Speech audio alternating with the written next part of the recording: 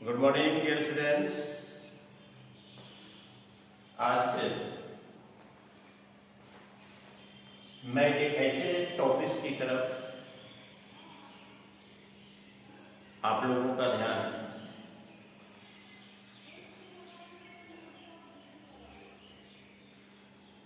केंद्रित कर रहा हूं, जो कि विभिन्न प्रकार के कॉन्सेप्ट से भरा हुआ है और इसे निश्चित रूप से विजिट करेंगे और basically attention with interest study करेंगे। तो dear students, Kepler's laws of the planetary, Kepler के ग्रहीय गति का नियम, केपलर के ग्रहीय गति का नियम, उसने 3 नियम दिया था। केपलर का फर्स्ट रूल, केपलर का सेकेंड रूल और केपलर का थर्ड रूल। तो सबसे पहले केपलर्स के रूल के बारे में जानकारी हासिल करने के पहले हम लोग थोड़ा सा आउट ऑफ केपलर रूल्स में चले। आपने प्राइमरी क्लासेस से आपने देखा है, यह एक सर्कल है, यह एक सर्कल है और सर्कल का जो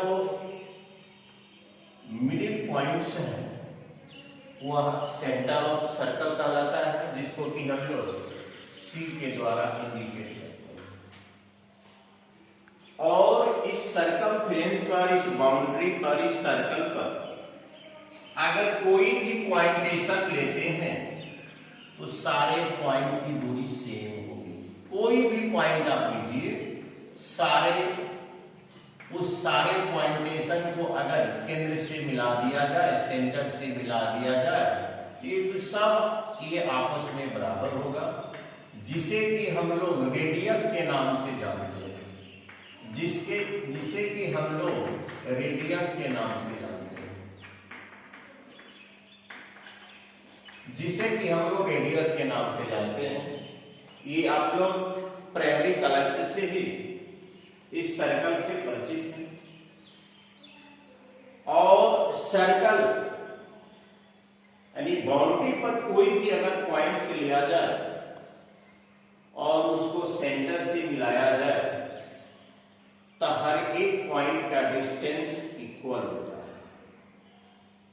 सर्कल के बहुत सारे टर्म्स हैं, लेकिन उस टर्म से आप पहले से अवगत हैं मैथमेटिक्स में।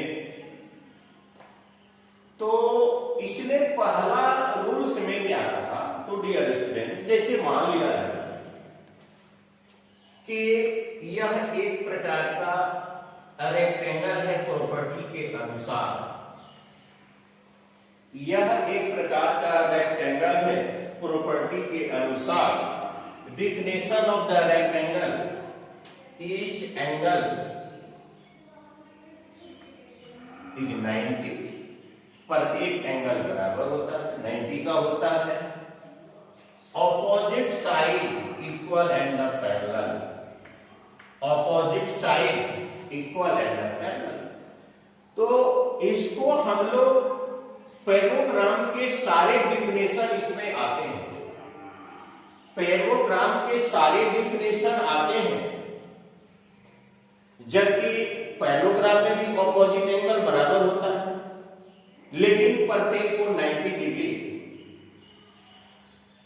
One side of the transversal line two interior, sum of two interior angle 180 होता है।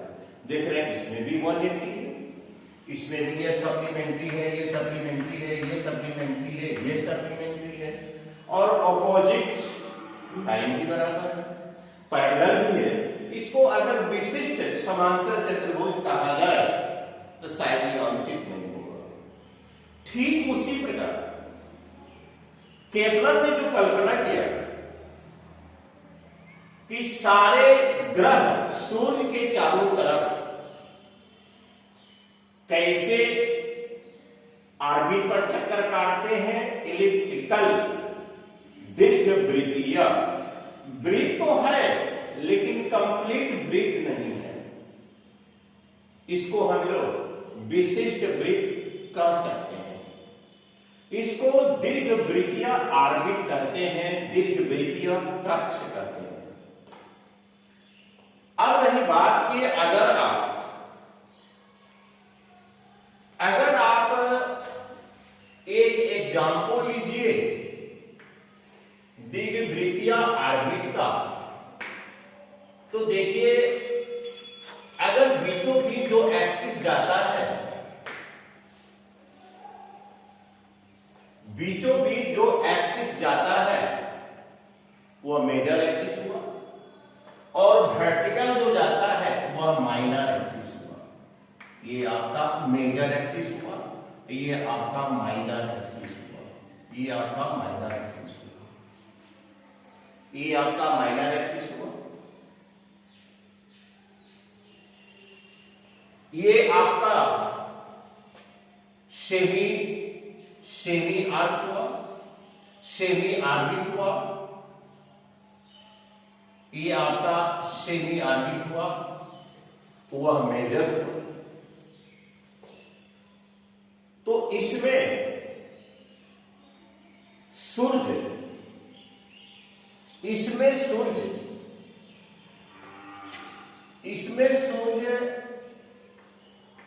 किसी एक फोकस पर रहता है। आप इसको दो फोकस माना गया है, F1 और F2। सूर्य को किसी एक फोकस पर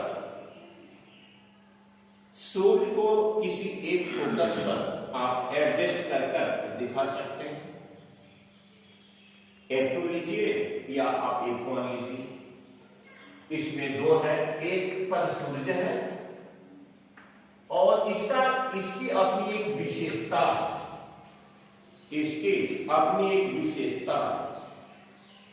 यहां पर तीसरे रूल्स में square of the orbital period of the any planet is the proportional to the cube of the semi major axis. तो ये आपका सेमी मेजर एक्सिस कहलाता है। यहां से यहां तक सेमी मेजर एक्सिस, ये आपका सेमी मेजर एक्सिस, तो ये आपका सेमी मेजर एक्सिस है। चूंकि उधर का जो है मेजर सीक्वेंस है, इधर का माइनर सीक्वेंस है, तो वह मेजर यह माइनर, ये कहलाएगा सेमी मेजर एक्सिस कहलाएगा। तो सूर्य आपका F1 पर है या F2 पर है, आप जो उसको जगह इस एक्सपेरिमेंट में जो आप जगह देखिए,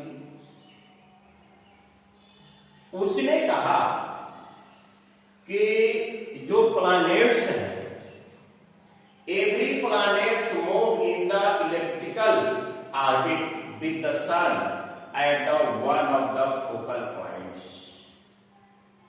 सूर्य एक ही फोकस पर रहता है और उसके चारों तरफ प्लैनेट्स क्या करते हैं, दीर्घवृत्तीय कक्ष में चक्कर काटते हैं।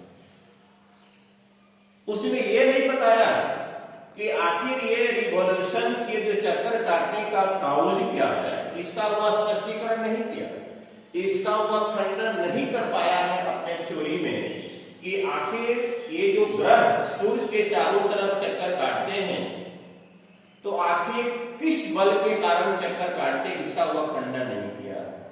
इसका खंडन रूल 3 से रिलेटेड न्यूटन ने अपने ग्रेविटेशन, यूनिवर्सल ग्रेविटेशन रूल्स में इसका खंडन किया कि सूर्य के चारों तरफ जितने भी ग्रह चक्कर काटते हैं उसका एक ही कारण है, ग्रेविटेशन फोर्स। यूनिवर्स में प्रत्येक दो ऑब्जेक्ट एक दूसरे को एक अट्रैक्शन फोर्स से जुड़ा हुआ है। अट्रैक्शन फोर्स 24 आवर कार्यरत है, जिसको कि ग्रेविटेशन फोर्स उसने नाम दिया। लेकिन इसने यह केवल कल्पना किया कि एवरी प्लैनेट्स मूव, प्रत्येक ग्रह, चाहे वो कोई भी, जुपिटर हो चाहे अर्थ हो, कोई भी हो, इस दीर्घवृत्तीय ऑर्बिट पर, इलेप्टिकल ऑर्बिट पर चक्कर काटता है। इधर आता है, सूर्य के गति में आता है तो प्लैनेट की गति अधिक हो जाती है, इधर मंद गति से प्लैनेट चलता है।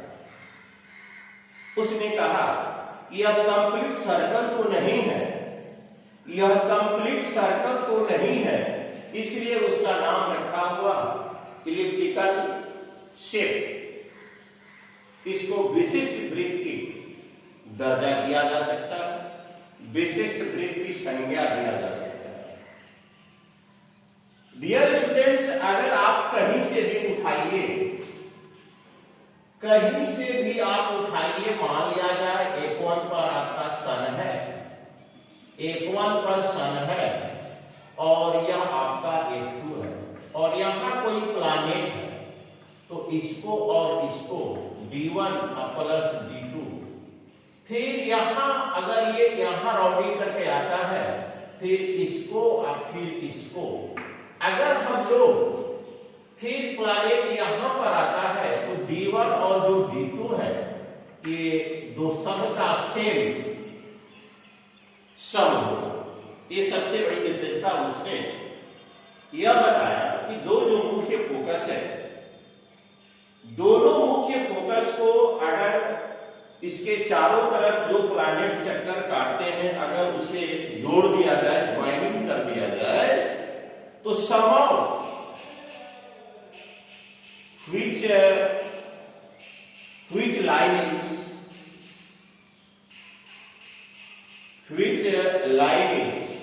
passes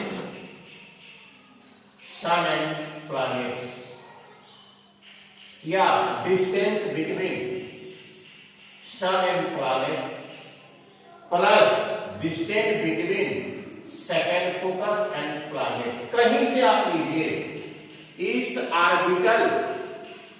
ऑर्बिटल पर कहीं से आप लीजिए, इस किसी प्लैनेट के रोटेशन का, गति का, उसका जो प्लेसमेंट, जहां पर उसके अगर लोकेशन लेते आप हैं, उस लोकेशन पॉइंट को जोड़िए, F1 से भी F2 से भी, दो जो लाइन सेगमेंट बनेगा उसका बार बार आप वेरीफाई कीजिए, बार बार एक्सपेरिमेंट कीजिए, हमेशा उसका सम बराबर ही होगा। D1 प्लस D2, D3 बराबर D3 plus D4, D5 plus D6 करते चलिए, सबका सम एक ही आएगा।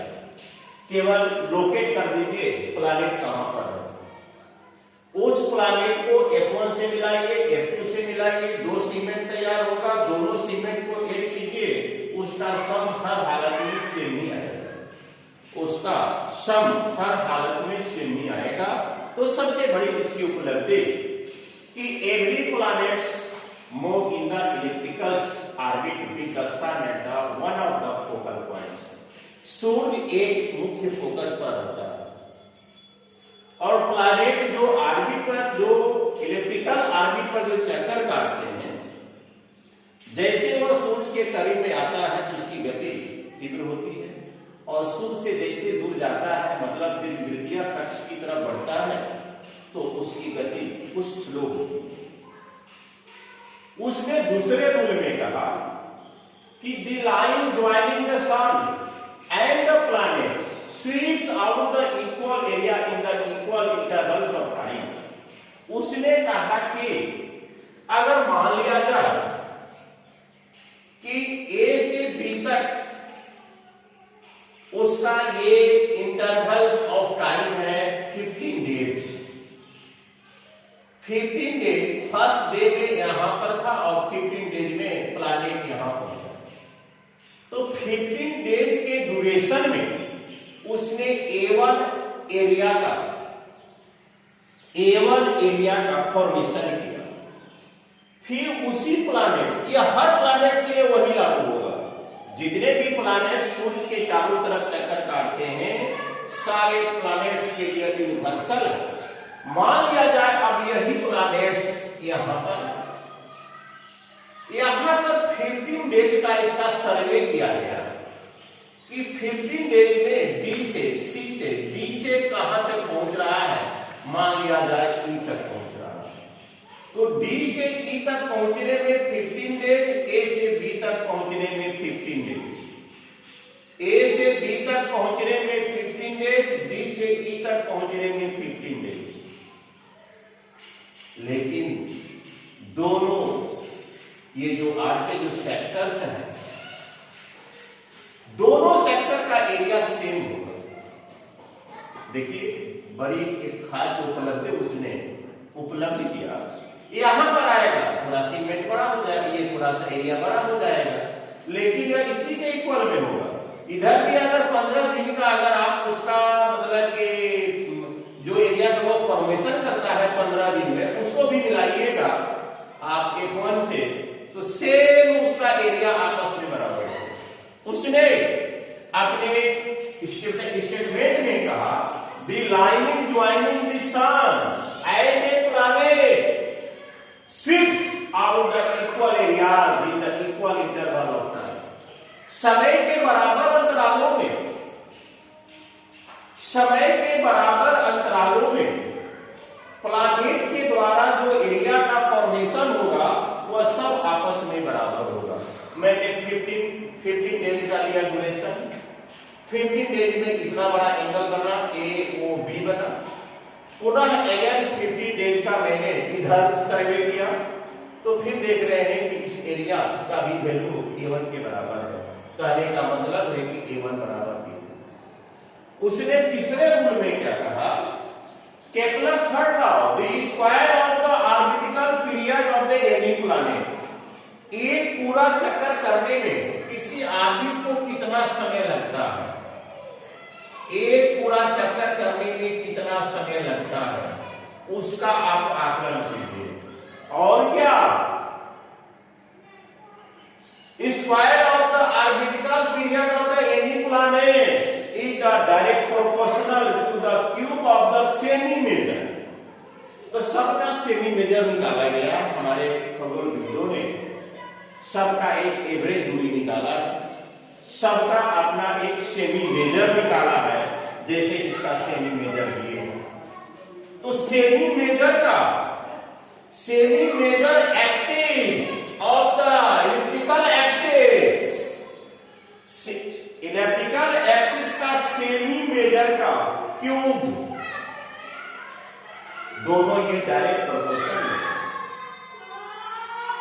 इसको लिखते हैं, जब हेरिटेज को हटाते हैं ये कांस्टेंट देते हैं कि या किसी भी ग्रह के लिए, किसी भी प्लैनेट्स का टोटल टाइमिंग ड्यूरेशन निकालिए कि सूर्य के चारों तरफ चक्कर काटने में कितना समय लग रहा है। एक कंप्लीट इलेक्ट्रिकल ऑर्बिट में एक रिवॉल्यूशन करने में कितना समय लग रहा है, उसका स्क्वायर कीजिए, और उसके यहां लिखे हैं सेमी मेजर एक्सिस, और सेमी मेजर एक्सिस का क्यूब कीजिए। अगर उसको बटा कीजिएगा तो सेम आंसर आएगा। वह किसी भी ग्रह के लिए, किसी भी प्लैनेट्स के लिए वही रिजल्ट आएगा, सदैव कांस्टेंट आएगा। लेकिन इसने यह नहीं खंडन किया कि आखिर ये प्लैनेट्स किस फोर्स के कारण क्यों सूर्य के चारों तरफ चक्कर काटते रहते हैं, इसका वह खंडन नहीं किया। लेकिन इस रूल से रिलेटेड न्यूटन ने universal law of the gravitation के माध्यम से उसका खंडन किया, जो नेक्स्ट डे इसके बारे में हम लोग चर्चा करेंगे। तो आगे केपलर ने 3 रूल्स दिया। पहला रूल्स में क्या कहा कि every planet move in the electrical orbit with the sun at the one of the focal points. ग्रह उसके चारों तरफ इलिप्टिकल ऑर्बिट पर चक्कर काटते हैं और इस इलिप्टिकल ऑर्बिट जो एक विशिष्ट वृत्त के रूप में होता है उसका दो फोकस होता है, एक फोकस पर सन रहता है और दोनों फोकस में सबसे बड़ी विशेषता है कि दोनों फोकस को किसी एक जो प्लैनेट्स नोड्स में है उसका लोकेट का एक पॉइंट फिक्स करके दोनों को मिला दीजिएगा तो दोनों का सम आप पुनः उसी प्लैनेट को आगे बढ़ने दीजिए, फिर वहां से सम निकालिए दोनों का, फिर आगे बढ़ने दीजिए, तो यह किसी भी ग्रह के लिए सेम देखा गया, ये किसी भी ग्रह के लिए प्लैनेट्स के लिए सेम देखा गया। सेकेंड लॉ में क्या कहा गया कि कोई ग्रह अगर उसका इक्वल इंटरवल्स ऑफ टाइम लेते हैं तो उससे एरिया का फॉर्मेशन करेगा।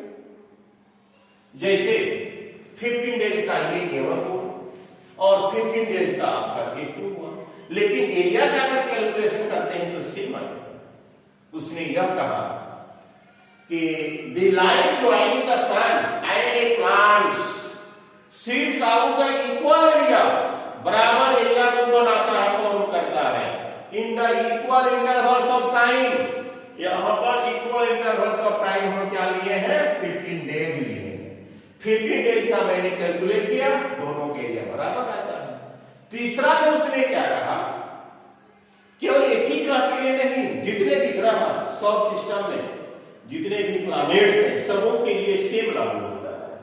और केपलर का थर्ड लॉ है the square of the orbit period of the any planets. एक कंप्लीट रिवॉल्यूशन करने में जितना किसी प्लैनेट को समय लगता है उसका आप स्क्वायर कर दीजिए और semi major axis of the electrical axis का क्यूब कर दीजिए। दोनों का क्यूब कीजिएगा तो हमेशा रिजल्ट आपका कांस्टेंट आएगा, हमेशा कांस्टेंट आएगा, किसी भी ग्रह के लिए कांस्टेंट आएगा। और इससे रिलेटेड आप अध्ययन किया, हमारा न्यूटन ने किया, उसने यह साबित किया कि जितने भी ग्रह सूर्य के चारों तरफ चक्कर काटते हैं उसका एक ही कारण है, ग्रेविटेशन फोर्स। डियर स्टूडेंट्स, आज के हमारे इस टॉपिक्स में इतना ही पर्याप्त रहा हमारे विचार से। अब आगे के जो टॉपिक्स में हम लोग चलेंगे, आगे का जो सिलेबस लेकर बढ़ेंगे, फिर इसी के संदर्भ में अब न्यूटन्स का लॉ हमारा स्टार्ट होगा about gravitation law. Thank you very much.